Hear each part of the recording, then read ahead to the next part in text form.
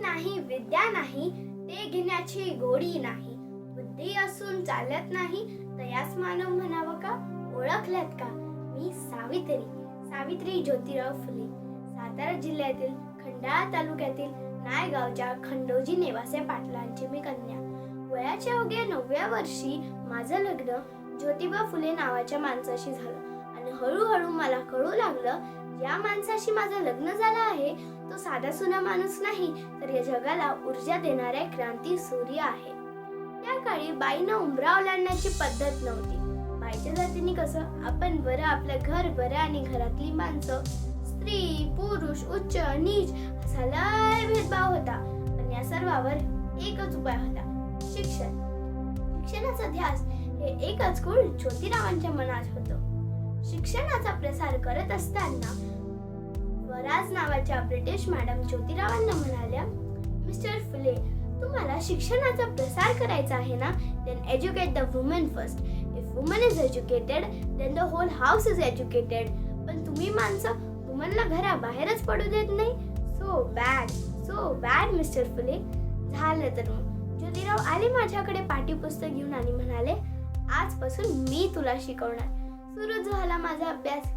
काना मात्रा वेलांटी आकार उकार बे कंबे बे दुने 4 बे त्रिक 6 हाच अभ्यास. मी लिहायला शिकले वाचायला शिकले आणि कविता सुद्धा रचू लागले. अखेर तो दिवस आला 1 जानेवारी होय शनिवारी 1 जानेवारी 1848 मध्ये मी मुलींची पहिली शाळा सुरू केली पुण्यात भिडेवाड्यात. मी पहिली शिक्षिका व मुख्याध्यापिका सुद्धा झाले. शेणपटासारखं जगाल तर काम तमाम होईल पण जर वाघासारखं जगाल तर नाम होईल.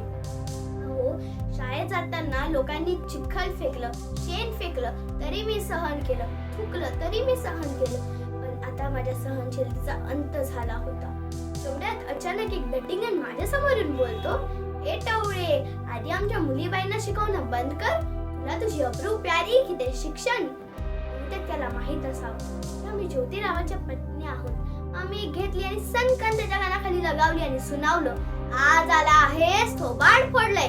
पुन्हा जर आमच्या समोर आलास तर तुझ्या रक्ताने ही धरती रंगवीन.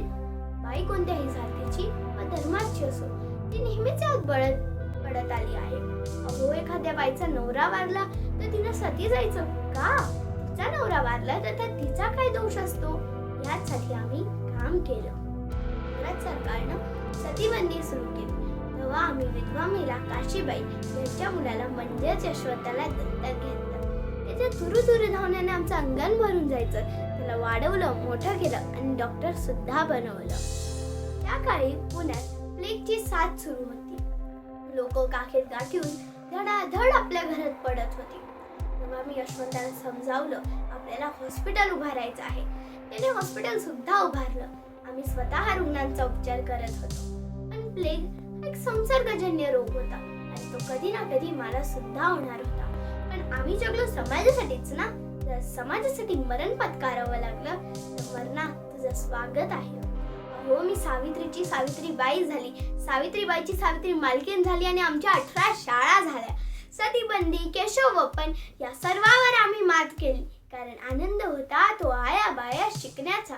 मी तुम्हाला एकच म्हणेन, विद्येविना मती गेली, मती विना गती गेली, गती विना नीती गेली आणि नीती विना वित्त गेले, वित्त वाचून शूद्र खचले.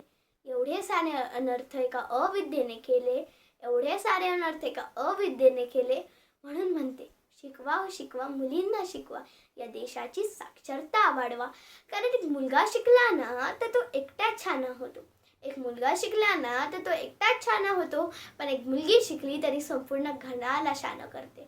पण एक मुलगी शिकली तर ती संपूर्ण घराला शान करते. धन्यवाद.